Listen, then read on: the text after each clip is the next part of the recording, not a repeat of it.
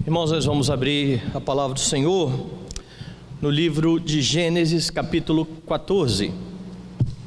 Os irmãos acompanharão a leitura de todo o capítulo 14.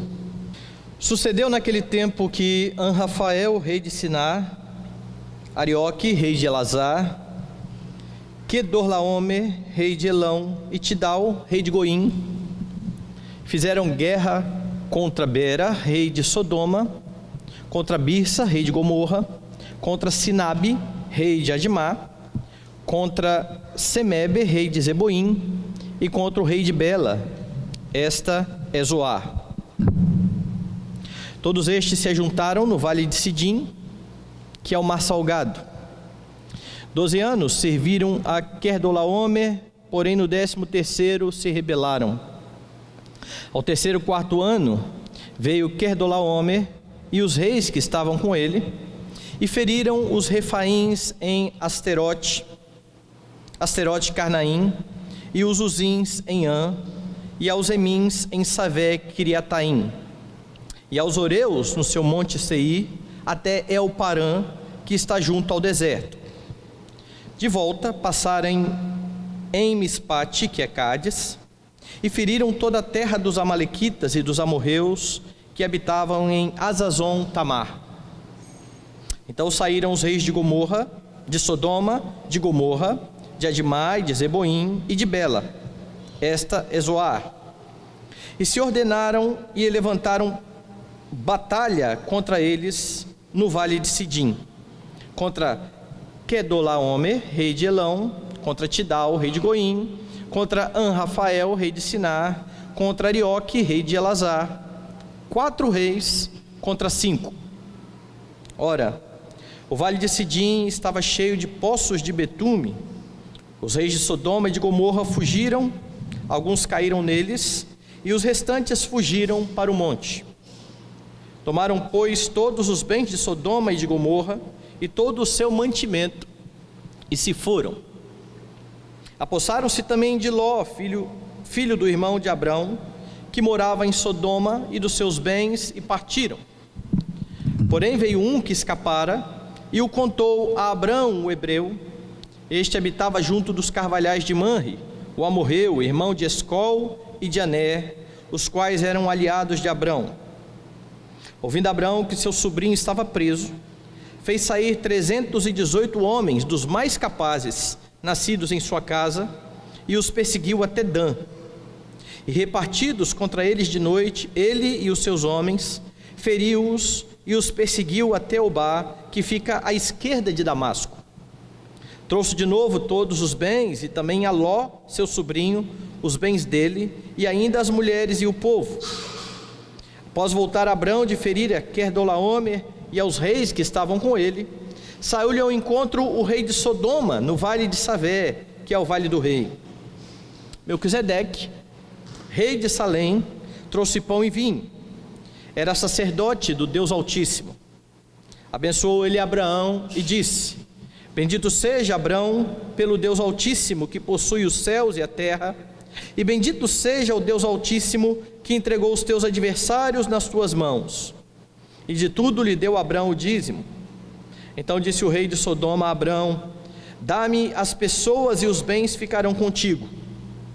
Mas Abrão lhe respondeu: levanta a mão ao Senhor, o Deus Altíssimo, o que possui os céus e a terra, e juro que nada tomarei de tudo que te pertence, nem um fio, nem uma correia de sandália, para que não digas: eu enriqueci a Abrão.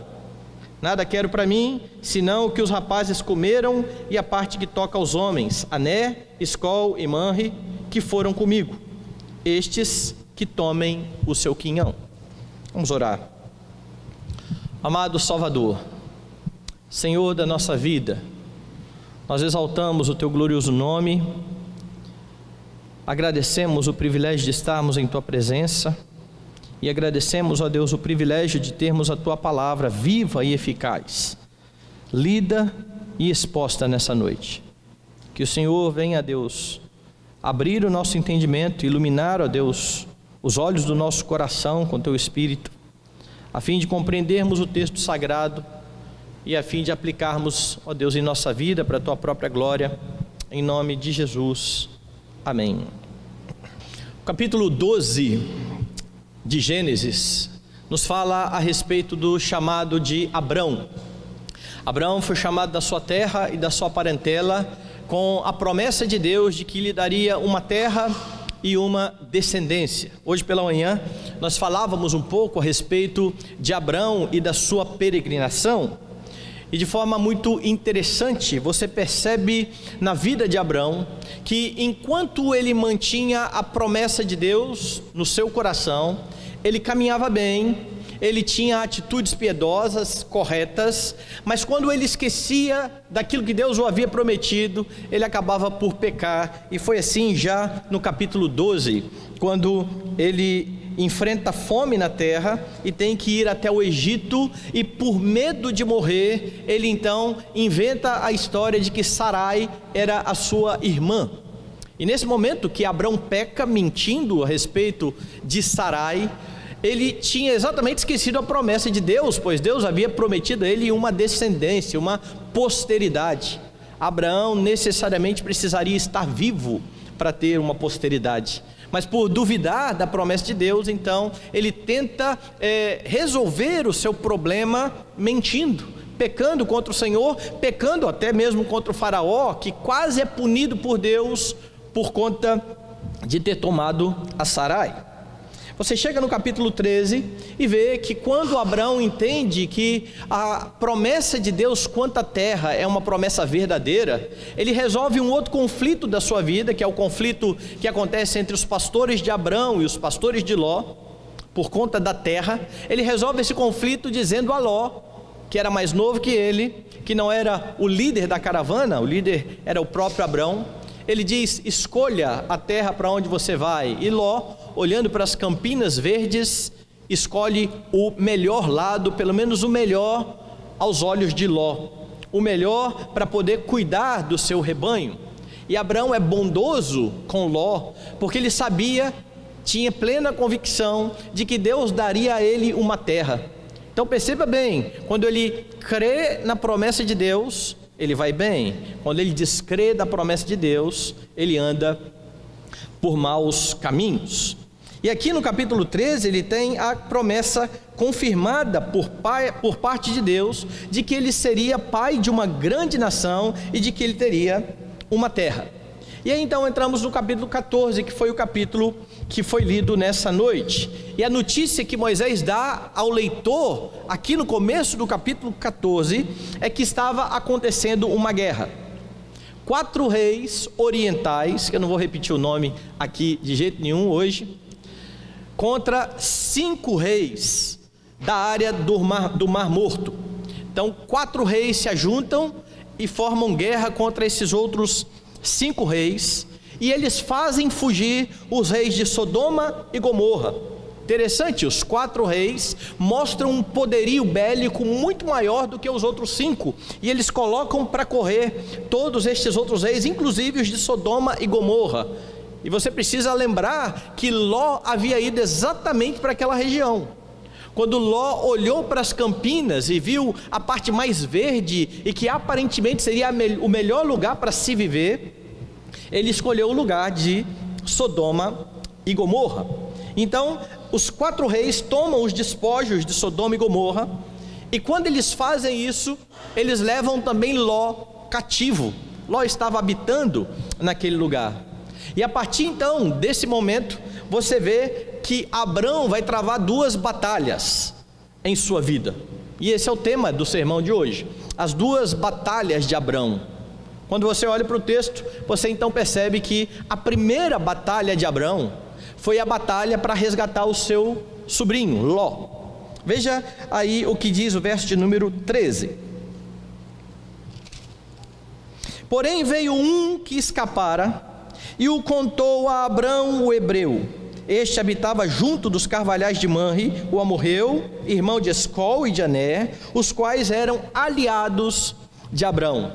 No meio de toda a guerra, alguém escapou E quando Ló foi capturado, essa pessoa foi lá e contou a Abrão o que tinha acontecido. Olha, o seu sobrinho foi preso, houve uma grande guerra, Ló foi levado cativo. E agora você vai ver Abrão continuando a mostrar ou a demonstrar uma grande bondade para com Ló. E isso é bastante interessante, porque quando eles se separaram e Abrão disse: pode escolher, se você for para a direita, eu vou para a esquerda, se você for para a esquerda, eu vou para a direita. Ló não pensou no seu tio, nem por um momento. Ló olhou, viu o que era melhor, ou que era aparentemente melhor, e tomou para ele e deixou o restante para Abrão.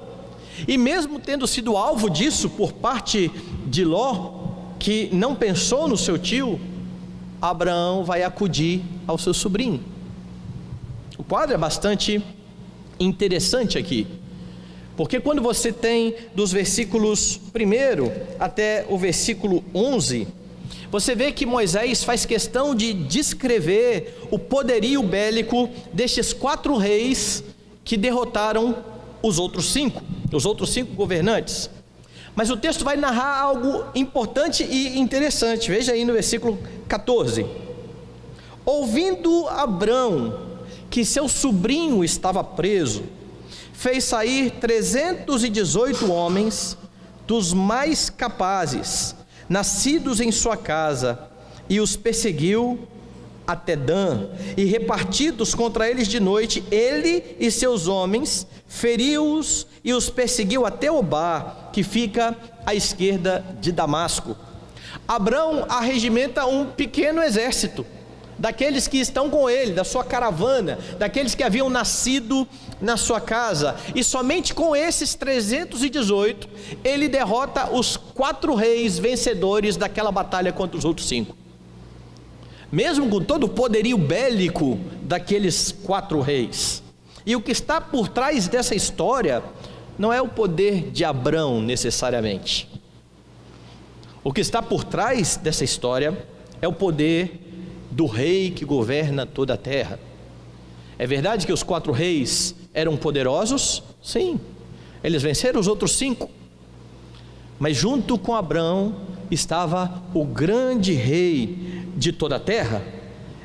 É o poderio do Senhor que está então aqui sendo demonstrado nesse texto, e você percebe isso quando você lê a bênção de Melquisedeque. Eu vou falar um pouco mais de Melquisedeque daqui a pouco, mas aqui na bênção de Melquisedeque você vai perceber exatamente que o foco é o poder do Senhor. Veja lá o verso de número 20: bendito seja o Deus Altíssimo, é a bênção de Melquisedeque sobre Abraão, que entregou os teus adversários nas suas mãos. Como é que Abrão, com 318 homens, consegue vencer 4 reis poderosos?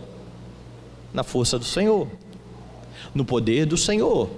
Se você lembrar um pouco mais da história à frente, quando Josué será o grande líder do povo de Deus, e eles então vão conquistar as terras, você vai perceber que Deus ordenava ao povo ser santo, pois Deus pelejaria pelo povo, e assim aconteceu.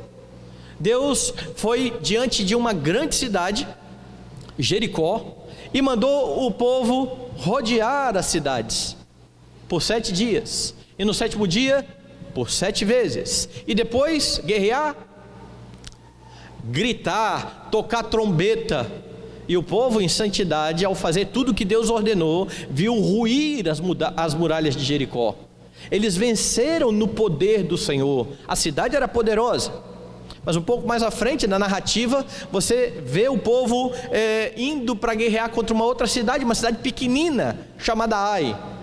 E agora, diante de Ai, ao invés de confiar no poder do Senhor, o povo passa a confiar no seu próprio poder e diz: olha, se nós vencemos Jericó, não precisa levar tanta gente para guerrear contra Ai. E eles então vão para pelejar contra aquela cidade, e diante de uma pequenina cidade, menor do que eles são colocados para correr. O que tinha acontecido? Lá em Jericó, Deus havia dito: destrua tudo e não tome dos despojos, mas um homem do exército tomou dos despojos, Acã.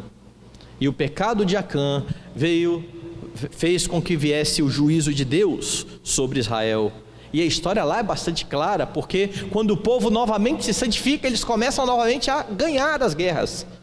E é isso que você percebe já em Abrão, um exército de 318 homens vencendo 4 grandes reis, 4 reis poderosos.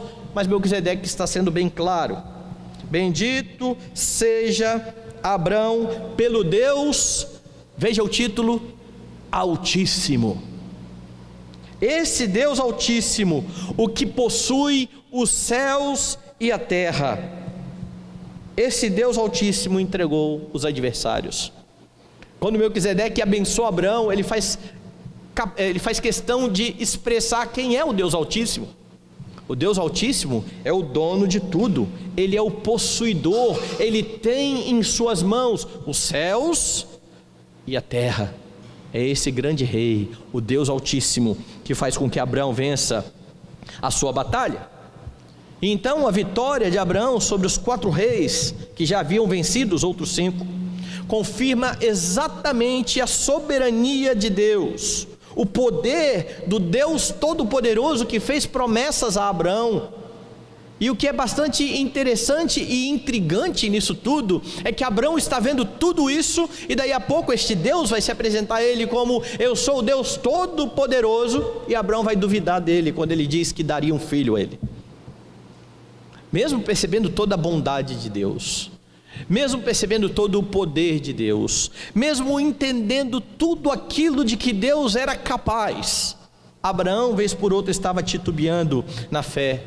Mas aqui nessa batalha, na batalha para resgatar a Ló, ele vence, leva os despojos, resgata Ló, os seus bens, resgata também as mulheres que ali estavam.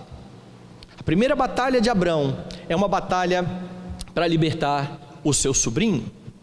E a bondade de Abrão para com seu sobrinho, meus irmãos, deve nos fazer pensar bastante.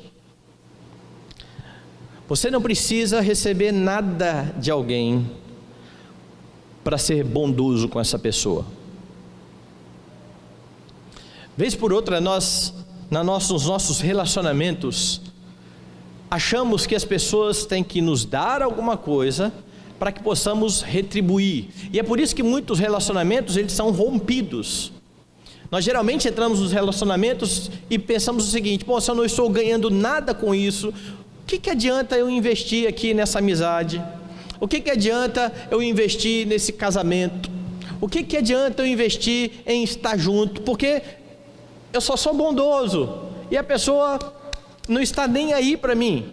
Imagine se Abrão estivesse esperando bondade de Ló. Bom, ele é meu sobrinho, eu vou deixar ele escolher primeiro, mas ele vai me considerar, eu sou o tio dele, eu o trouxe na minha caravana, eu sou mais velho. Se Abrão estivesse contando com a bondade de Ló para com ele, ele teria dado com os burros na água, como diz alguém. Mas mesmo tendo um sobrinho egoísta, que pensa somente em si mesmo, Abrão ainda investe nisso, coloca a sua vida em perigo e vai guerrear para salvar Ló. Você precisa aprender a respeito disso. Você precisa aprender a respeito da bondade, que é fruto do Espírito. Bondade é fruto do Espírito. Bondade não é algo natural em nós. Bondade existe naqueles que estão em Jesus Cristo, unidos a Jesus Cristo. Porque aqueles que estão unidos a Jesus Cristo, segundo o que ele afirma lá em João capítulo 15, esses dão muito fruto. E nós precisamos frutificar. O fruto do Espírito é bondade. Bondade. Abrão está sendo bom para com o seu sobrinho. Você precisa ser bom para com aqueles que estão à sua volta, ainda que as pessoas não usem de bondade para com você. Ainda que as pessoas muitas vezes queiram te passar para trás.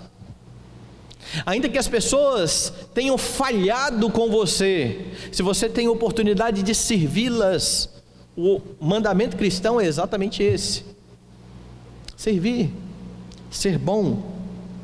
O cristão age com misericórdia, porque ele foi alvo da misericórdia de Deus.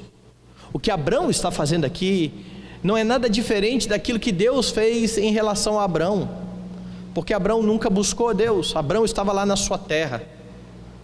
Deus vai até Abraão, Deus chama Abraão, Deus faz promessas a Abraão.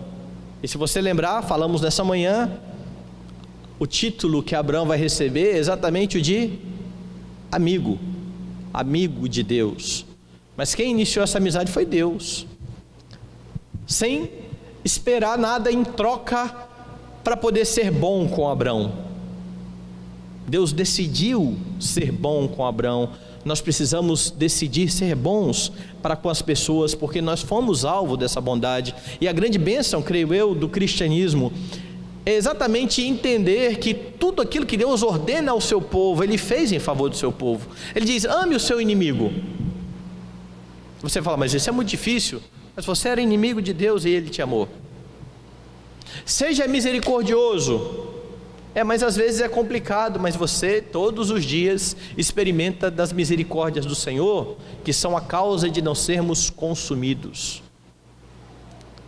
Tudo aquilo que você precisa fazer em relação ao outro, Deus já fez em relação a você. Mas infelizmente no meio cristão, não são poucos os cristãos que agem com bondade só para com aqueles que fizeram o mesmo para com eles. Os que pisaram na bola, os que falharam, os que pecaram contra mim, esses eu vou deixando de lado. E aí o Senhor Jesus tem algo a nos dizer a respeito disso. Abra a sua Bíblia lá no Sermão do Monte, Mateus capítulo 5.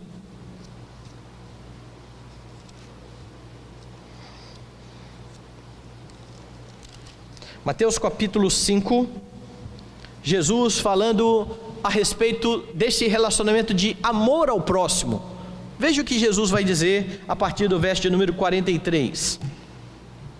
Ouvistes o que foi dito: amarás o teu próximo e odiarás o teu inimigo.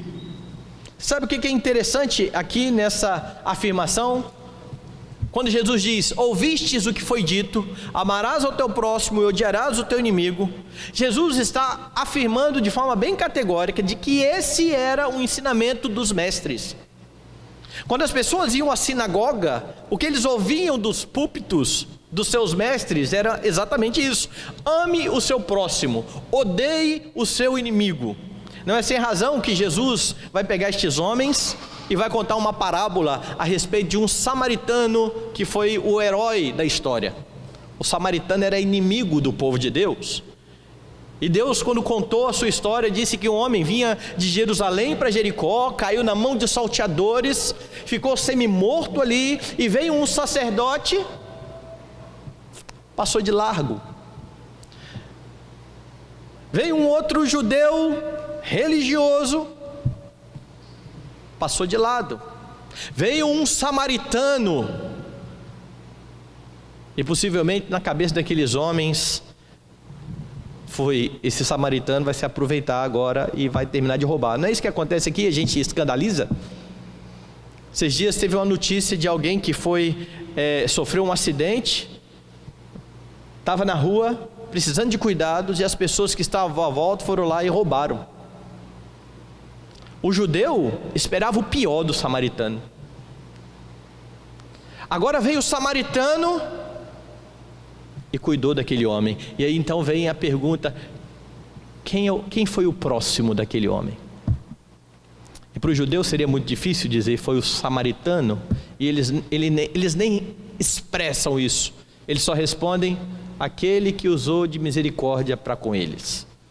Nem o nome samaritano eles falaram. E agora Jesus está expondo o ensinamento destes mestres. Os mestres de vocês dizem: amem o próximo e odeiem o seu inimigo, mas a lei nunca disse isso. Jesus então vai explicar o que a lei de fato diz. Quando ele diz então eu porém vos digo, ele não está inventando um mandamento novo, ele simplesmente está interpretando corretamente o que a lei sempre afirmou. Eu porém vos digo: amai os vossos inimigos, orai pelos que vos perseguem, para que vos torneis filhos do vosso Pai Celeste, porque Ele faz nascer o seu sol sobre bons e maus, e vi chuva sobre justo e injusto. Sejam como Deus, que não faz diferença. O sol nasce para todos, a chuva vem para todos. Vocês não podem ficar elegendo pessoas para ser bons com essas pessoas. E isso se confirma no versículo seguinte: porque se amardes apenas os que vos amam, que recompensa tendes? Não fazem os publicanos também o mesmo? E é preciso lembrar quem eram os publicanos. O publicano para o judeu era um traidor. O publicano era aquele judeu que traiu o seu povo, foi lá em Roma, comprou o direito de cobrar imposto, cobrava imposto e cobrava muito mais e retirava dali o seu salário. Os publicanos eram odiados, eles não eram permitidos sequer entrar no templo, e Jesus está dizendo o seguinte: se vocês amarem apenas quem ama vocês, qual é a vantagem disso? Os publicanos fazem a mesma coisa. Esses que vocês expulsam das sinagogas, estes que vocês tratam como se não pudessem estar dentro do templo. O amor cristão, ele é visto na vida diária, quando nós não fazemos acepção de pessoas. Eu não tenho dúvida que muitos crentes, se estivessem no lugar de Abraão, diriam: cada um com seus problemas. Ele estava aqui junto comigo, quis tomar o caminho dele, problema de Ló. Abraão já estava muito bem, Deus já tinha feito promessas, Deus já tinha dito que daria uma terra, ele já estava rumando para aquele lado, mas ele vai ser bondoso com Ló. Você não fez nada para Deus, e você recebeu tudo de Deus. O que você fez para receber a salvação? O que você fez para ter o direito de ser chamado filho de Deus? Mas do alto da nossa justiça própria, muitas vezes, ao julgar aqueles que estão ao nosso redor, nós atribuímos mérito à nossa própria vida. Nós precisamos nos esvaziar disso, e aí nós vamos conseguir ser bondosos com as pessoas. Deus vem ao nosso socorro por meio de Jesus Cristo, e você precisa ter isso como base para ser bom com as pessoas. A crença na soberania de Deus deve fazer você confiante também de que Ele é aquele que luta a sua luta. Abraão está indo fazer o que é correto, e humanamente falando, Abraão não tem a menor chance. São 4 reis poderosos, mas Abraão está do lado daquele que luta as suas batalhas. Tem uma expressão do Salmo que eu gosto muito: uns confiam em carros, outros confiam em cavalos, mas nós confiamos no Senhor, que é chamado na Bíblia de Senhor dos exércitos, o homem de guerra. É Ele que peleja por você, é Ele quem luta as suas lutas. É por isso que você pode ficar tranquilo e fazer o que é correto, porque este que luta as suas lutas está com você o tempo todo. Você não está sozinho em sua batalha, você está nas mãos do Deus que governa toda a terra, e por saber que o Senhor é com você, você pode fazer o bem a todos, até mesmo aos seus inimigos, até mesmo aqueles que tratam mal a você, porque ao seu lado está o rei de toda a terra. A primeira batalha de Abrão, então, para resgatar Ló, nos ensina todas essas coisas, mas há uma segunda batalha de Abrão no texto, e a segunda batalha de Abrão é a batalha para não negar a fé. Veja a partir do verso 17, volte lá em Gênesis 14. Após voltar Abrão de ferir a Querdolaomer e aos reis que estavam com ele, saiu-lhe ao encontro o rei de Sodoma, no vale de Savé, que é o vale do rei. Melquisedeque, rei de Salém, trouxe pão e vinho, era sacerdote do Deus Altíssimo. Abençoou ele Abrão e disse: bendito seja Abrão pelo Deus Altíssimo, que possui os céus e a terra. Bendito seja o Deus Altíssimo, que entregou os teus adversários nas tuas mãos. E de tudo lhe deu Abrão o dízimo. Então disse o rei de Sodoma a Abrão: dá-me as pessoas e os bens ficarão contigo. Mas Abrão lhe respondeu: levanto a mão ao Senhor, o Deus Altíssimo, o que possui os céus e a terra, e juro que nada tomarei de tudo que te pertence, nem um fio, nem uma correia de sandália, para que não digas: eu enriqueci a Abrão. Nada quero para mim, senão o que os rapazes comeram, e a parte que toca aos homens Ané, Escol e Manre, que foram comigo, estes que tomem o seu quinhão. Abrão está numa batalha para não negar a sua fé, a sua confiança em Deus, e essa certamente é a batalha mais importante que você vê aqui nesse texto. Porque perceba, pela força do Senhor, no poder do Senhor, Abrão venceu a batalha contra 4 reis. Agora, um dos reis que perdeu a batalha, lembra que o rei de Sodoma que aparece aqui, não é um rei vitorioso na batalha, ele é um rei perdedor. Ele perdeu a batalha e ele agora reaparece na história. Veja só, verso 17: após voltar Abrão de ferir a Quedorlaomer e aos reis que estavam com ele, saiu-lhe ao encontro o rei de Sodoma.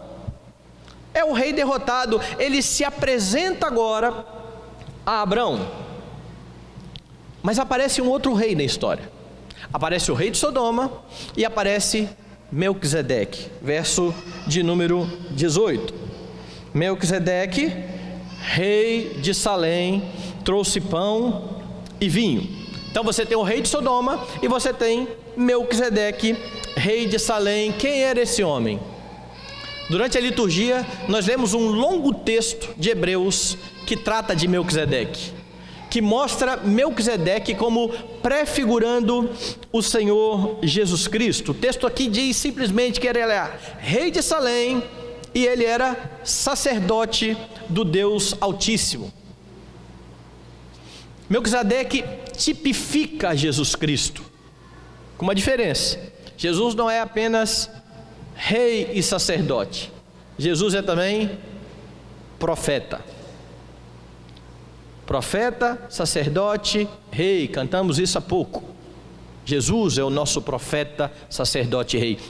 Melquisedeque era um rei sacerdote, e ele aparece aqui de novo como uma figura de Cristo. Ele é superior a Abrão. Quem diz isso? Não é o nosso texto.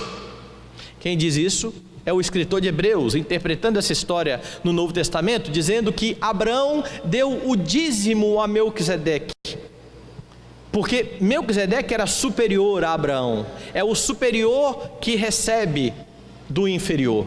Então lá no Novo Testamento você tem a informação de que este homem aqui, ele é superior a Abraão, e é exatamente por conta disso que é Melquisedeque quem está abençoando Abrão.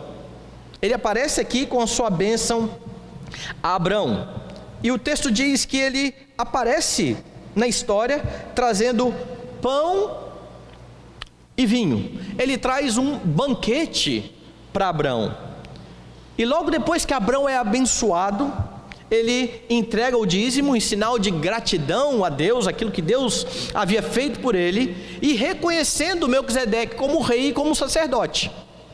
O fato de Abrão entregar dízimos a este homem que era sacerdote nos mostra que Abrão está reconhecendo nele exatamente isso: um rei e um sacerdote.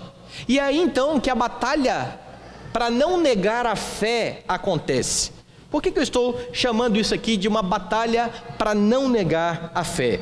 No verso 21, o rei de Sodoma faz uma proposta, veja lá. Então disse o rei de Sodoma a Abrão: dá-me as pessoas e os bens ficarão contigo.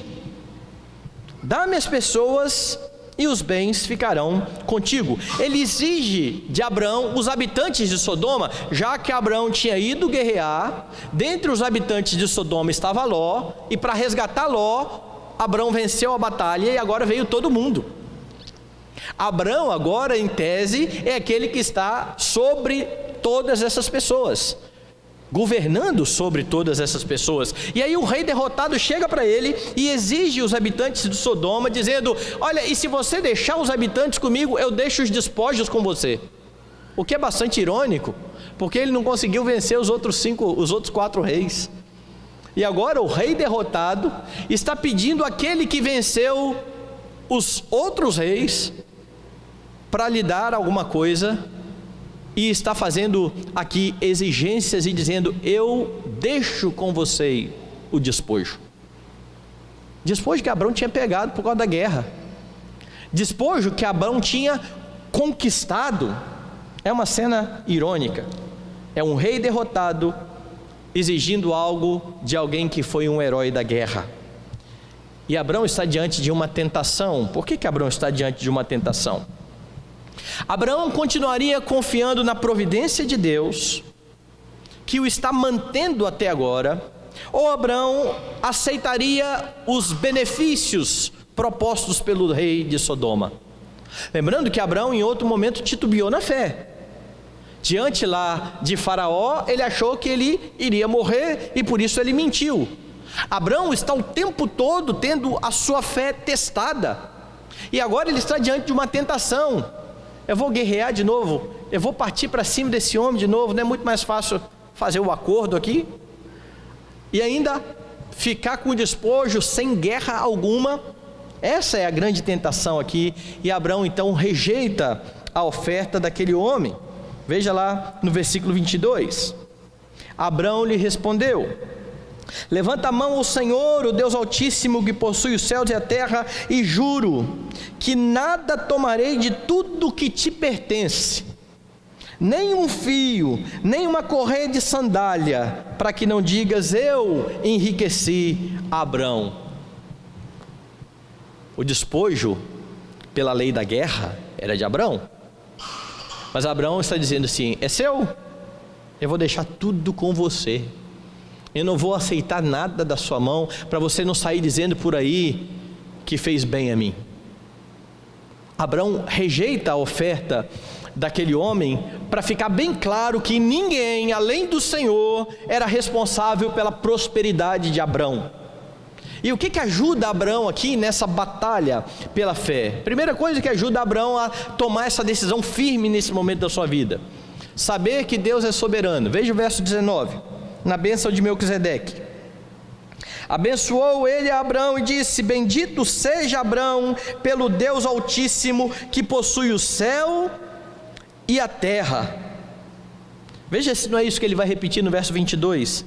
Depois que ele ouviu isso de Melquisedeque, lá no versículo 22, quando ele se posiciona firmemente contra o rei de Sodoma, ele diz: levanto a mão ao Senhor, o Deus Altíssimo, o que possui o céu e a terra. Ele repete exatamente o que ele tinha ouvido de Melquisedeque. Olha, eu vou falar para você em nome do Deus soberano. Ele entende, pelo menos nesse momento da história, que nós vimos hoje pela manhã, que a vida de Abraão é cheia de altos e baixos. Nesse momento da história, ele está plenamente convicto de quem é o seu Senhor, de quem é aquele que o fez vencer toda aquela batalha. O Senhor é soberano.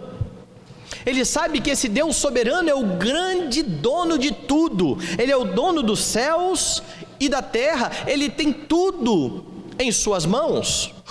Mas há um terceiro aspecto: ele confia na providência de Deus. Veja o verso 23. Nada tomarei de tudo que te pertence, nem um fio, nem uma correia de sandália, para que não digas: eu enriqueci a Abrão. Se tem alguém que vai prover para a minha vida, não é você. Quem vai prover para a minha vida é o Deus Altíssimo, o dono dos céus e da terra. Abrão permanece firme em sua batalha, confiado na promessa de Deus. E é por isso que eu disse no início, que quando você sustenta no seu coração a confiança na promessa de Deus, você vai bem, você toma atitudes corretas. Mas quando você começa a duvidar de Deus, quando você começa a esquecer quem é o Deus da sua vida, você começa a caminhar mal, você começa a tomar atitudes erradas, equivocadas, precipitadas. Abraão vence a batalha na fé, confiado no Senhor. E é por isso, meus irmãos, que vocês precisam conhecer o caráter de Deus e confiar na sua palavra ou nas suas promessas.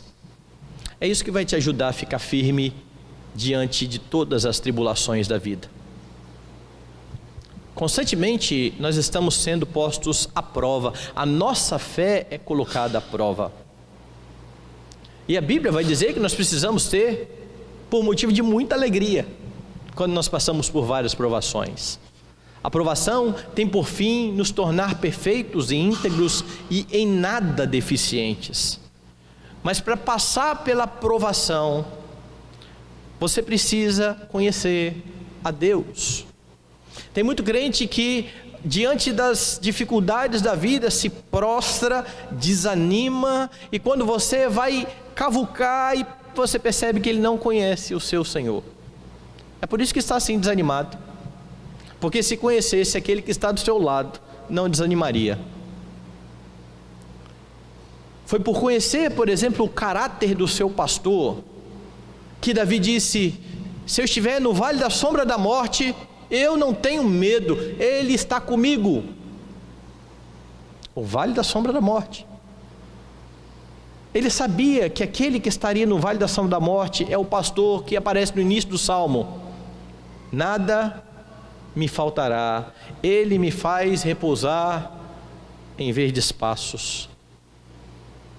Ele refrigera a minha alma. Ele me guia pelas veredas da justiça por amor do seu nome. Davi tem convicções fortes a respeito do seu Deus, e é por isso que ele diz: no vale da sombra da morte, eu não tenho medo. Porém, essas convicções, elas podem muitas vezes ser retiradas do nosso coração. É por isso que você vê Davi dizendo: até quando, Senhor? Esquecer-te-ás de mim para sempre. E quando você coloca um salmo do lado do outro, o 23 e o 13, você fala assim: mas o que acontece aqui? Como é que o homem que faz uma declaração tão fantástica dessa, ainda que esteja no vale da sombra da morte, eu não tenho medo, está aqui dizendo agora: Senhor, onde está o Senhor? Até quando eu vou ficar assim? O Senhor não vai se inclinar mais para mim? Essa é a nossa batalha. Essa é a batalha diária, para permanecer firmado na promessa de Deus.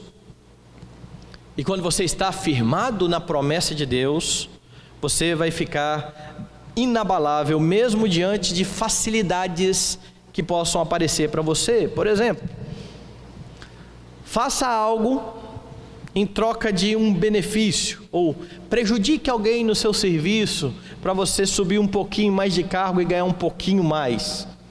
São situações que aparecem vez por outra na vida de alguns aí. Faça alguma coisa ilícita para ganhar um pouco mais aqui. E tem crente que chega a dizer o seguinte: mas essa é a regra do mercado. O mercado funciona assim. Sim, eu sei que o mercado funciona assim. O mercado está neste mundo que, segundo o próprio Senhor Jesus, jaz no maligno. E se você jogar com as regras do mercado, você está jogando com as regras do maligno. Você precisa ser bom para com as pessoas que estão à sua volta. Eu já vi pessoas nas suas funções no trabalho não querer sequer ensinar a outros aquilo que elas sabem fazer, com medo da concorrência, com medo de daqui a pouco essa pessoa furar o seu olho. Deixa de ser bom para esconder o tesouro, né? É isso aqui que mantém no emprego. Eu sou o único que sei fazer isso.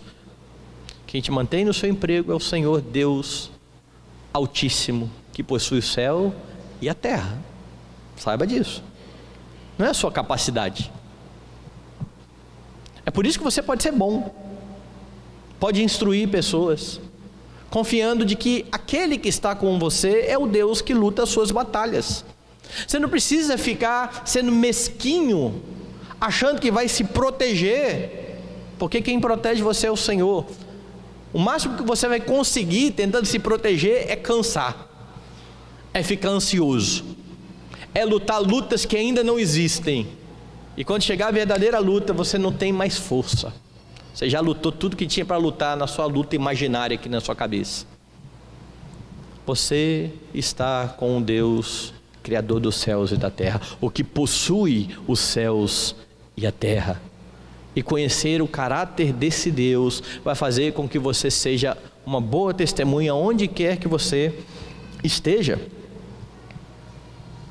Nós devemos confessar sempre que esse Deus é o grande responsável pelas realizações.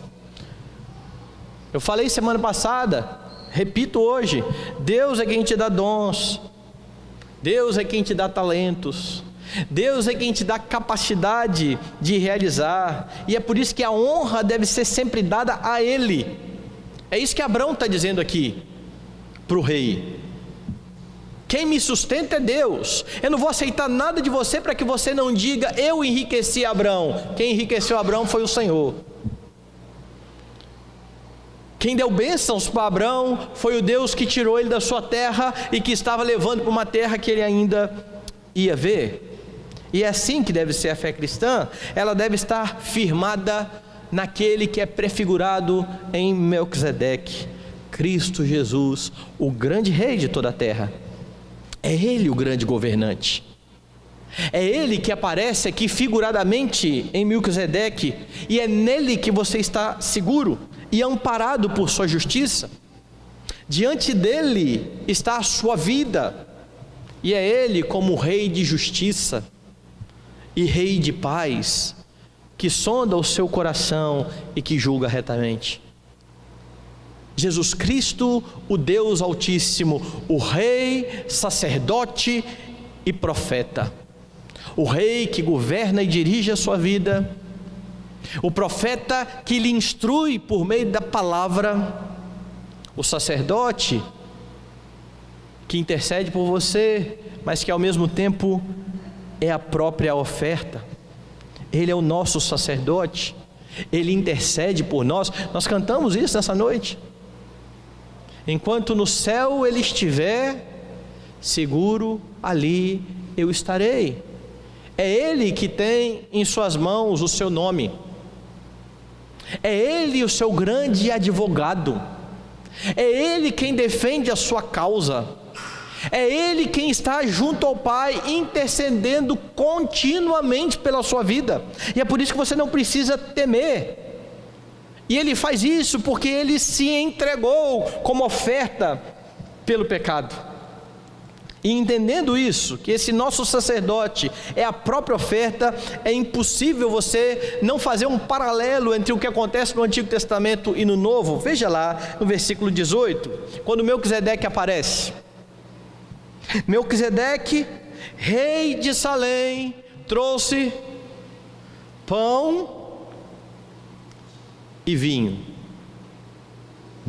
Está ali. Quem nos dá pão e vinho no Novo Testamento, por ocasião da última Páscoa celebrada. A partir desse momento não há mais Páscoa. O Cordeiro de Deus que tira o pecado do mundo se deu de uma vez por todas. E agora Ele não diz: continuem a celebrar a Páscoa. Ele diz: todas as vezes que comerdes este pão e beberdes este cálice, o pão que é o seu corpo, o cálice que é o sangue de Jesus Cristo, prefigurados em Melquisedeque. Esse é o banquete que Abraão participa. Este é o banquete do qual você tomará parte nessa noite.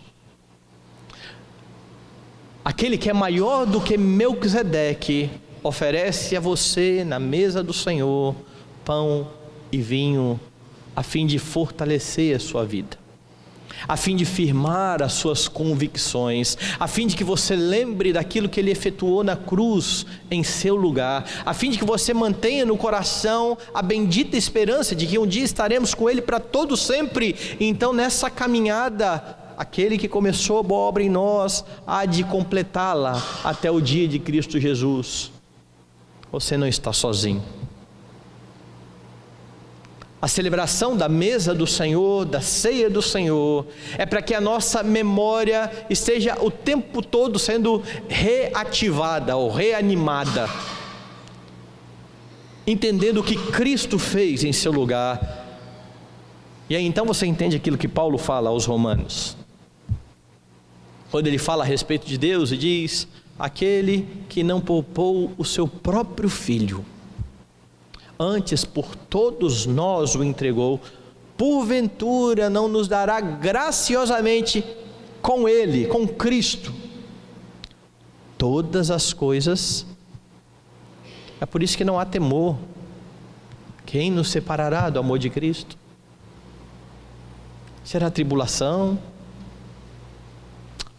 angústia, perseguição, fome, nudez, perigo, espada. Lembra de Paulo? Porque eu estou bem certo, eu estou convicto de que nem morte, nem vida, nem anjos, nem principados, nem coisas do presente, nem do porvir, nem poderes, nem altura, nem profundidade, nem nenhuma outra criatura, se inclui o seu chefe, isso inclui aqueles que querem às vezes furar o seu olho, isso inclui aqueles que você acha que são seus inimigos. Nenhum deles pode separar você do amor de Deus que está em Cristo Jesus, nosso Senhor, o Deus que luta a sua batalha, o Deus que se põe ao seu lado como seu advogado e que diz a você para espelhar o seu próprio caráter, evidenciando o fruto do Espírito, por estar em Jesus Cristo. Você pode ser amoroso, você pode ser bondoso, você pode ser misericordioso, você pode ser longânimo, você pode ter domínio próprio, por causa de Cristo, por estar unido a Ele, e unido a Ele, você tem vida. Nosso alimento é o Senhor Jesus Cristo. Nós nos alimentamos dele, estudando a palavra e cumprindo a palavra. Lembrando que ele mesmo disse isso, né? A minha comida consiste em fazer a vontade daquele que me enviou. Jesus Cristo, que está sendo anunciado em Melquisedeque, é aquele diante de quem estaremos agora na mesa do Senhor. As duas batalhas de Abrão então foram: a primeira para libertar o seu sobrinho, a despeito de tudo que o sobrinho tinha feito com ele, de todo o egoísmo de Ló em tomar toda a melhor terra, pelo menos aos olhos dele, e não deixar nada para Abrão. A despeito de tudo isso, Abrão foi bom para com ele. Ele confiava no seu Senhor. Mas a batalha mais importante, aquela da qual nós também tomamos parte muitas vezes, é para não negar a fé. Os momentos de adversidade pelos quais passamos vão forjar em nós o caráter de Jesus Cristo, vão fazer com que estejamos cada dia mais fortalecidos, cada dia mais parecidos com Ele, para a glória do Deus que nos salvou. A promessa é essa: você foi eleito antes da fundação do mundo para ser conforme a imagem de Jesus Cristo, e Deus fará isso na sua vida. Que o Senhor então nos ensine sempre que dependemos dEle, que a todo momento Ele está conosco, e que nunca venhamos então a negá-lo por meio dos nossos pensamentos, das nossas palavras e das nossas atitudes. Mas lembrando de Abraão, que mais um pouco à frente vai titubear na fé, vai duvidar de Deus quando Ele diz: eu vou te dar um filho, e ele vai rir. Nós encontraremos perdão e redenção todas as vezes que pecarmos contra o Senhor, desde que nos acheguemos a Ele confiados em Jesus Cristo e no seu sacrifício em nosso lugar. A Bíblia não quer nos ensinar a ser super-homens ou super-crentes. A Bíblia quer nos ensinar a ter uma convicção verdadeira a respeito de quem é o Deus soberano que dirige a nossa vida e que está disposto a nos perdoar todas as vezes que pecamos, por amor de Jesus Cristo, o nosso Redentor.